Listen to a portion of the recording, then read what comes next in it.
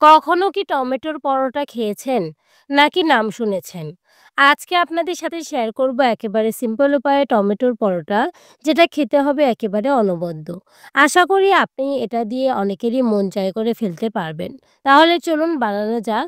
১ম এই লাগবে কাঁচামরিচ, তার সাথে লাগবে রসুনের কোয়া, তার সাথে লাগবে হচ্ছে ধনিয়া পাতা। এখন কিন্তু সবগুলোর দামই খুবই কম। আপনি চাইলেই আপনার হাতের নাগালে এগুলো পেয়ে যাবেন। এরপরে লাগবে হচ্ছে টমেটো। বড়, বড় ২ টা টমেটো নিয়ে নিয়েছি আপনি। আপনার এটা নির্ভর করছে আপনি কতগুলো বানাবেন।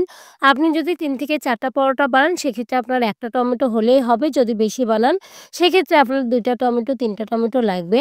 আমি সবগুলো কেটে নিয়েছি। দেখতেই পাচ্ছেন টমেটোগুলোর কিন্তু আমি বীজ ফেলে দিয়েছি। অবশ্যই বীজ ফেলে দিতে হবে, তাছাড়া কিন্তু টক লাগবে। আপনারা যদি টক খেতে চান তাহলে বীজ রাখতে পারেন। এই টমেটো দিয়ে ডালও রান্না করা যায়, সেক্ষেত্রেও কিন্তু বীজটা ফেলে দিতে হয়।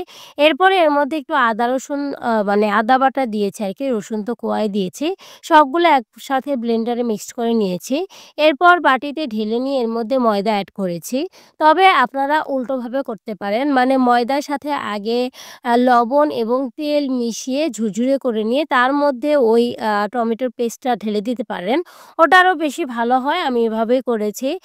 ১ম এ হচ্ছে পেস্টটা ঢেলে নিয়ে ওর মধ্যে ময়দা দিয়েছি। তার সাথে একটু লবণ আর হচ্ছে একটু তেল দিয়ে একটা সফট সুন্দর ডো বানিয়ে নিয়েছি, যেটা একেবারে নরম হবে না, আবার একেবারে শক্ত হবে না। একটু শক্ত করারই চেষ্টা করবেন, কারণ টমেটো থাকলে ওটা এমনিতে পরে একটু নরম হয়ে যায়। এরপর এগুলো বেলে নেওয়ার পালা। এখানে তো খুব ইজি প্রক্রিয়ায় বেলে নিতে পারবেন। আপনি হাত দিয়ে ওটা চ্যাপ্টা করে নিতে পারবেন। আপনার বেলুনির প্রয়োজনও নেই। মানে এটা একটু সফট হয়ে যায়, নরম হয়ে যায়। এরপরে আমি হাত দিয়ে একটু টেনে বড় করছিলাম।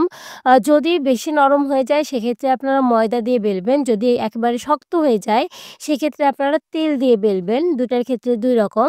এরপরে একটু সুন্দর করে বেলে নিচ্ছিলাম, গোল করে নিচ্ছিলাম। যদিও পরোটা চারকোনা হয়, আমি গোল করছিলাম। আপনারা চাইলে যেকোনো শেপে করতে পারেন। এরপর কড়াইয়ে দিয়ে দিলাম। ১ম এই কড়াইটা গরম করে নিয়েছি, এরপরে দিয়ে দিয়েছি। এরপর এক পাশ একটু হয়ে আসলে একটু তেল ঢেলে দিলাম এবং ২ পাশেই সুন্দর করে ভেজে নিলাম। এভাবে আমি সবগুলো পরোটাই সুন্দর করে ভেজে নিব। আপনারাও একইভাবে ভেজে নিবেন।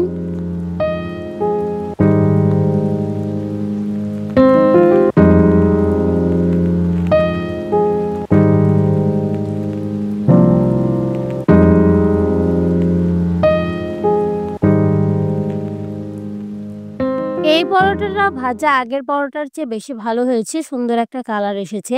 এই পরোটার সাথে যদি একটু আ জলপাইয়ের চাটনি বা বড়ইয়ের চাটনি বা আমের চাটনি, তার সাথে যদি সুন্দর একটা ডাল কিংবা এ ধরনের খাবার হয়, তাহলে তো কথাই নেই। আপনার একটা প্রিয় রেসিপি হতে যাচ্ছে এটি। অবশ্যই বাসায় ট্রাই করবেন। ভিডিওটি যদি ভালো লেগে থাকে তাহলে লাইক, কমেন্ট এবং শেয়ার করবেন, সাবস্ক্রাইব করবেন। Thank you.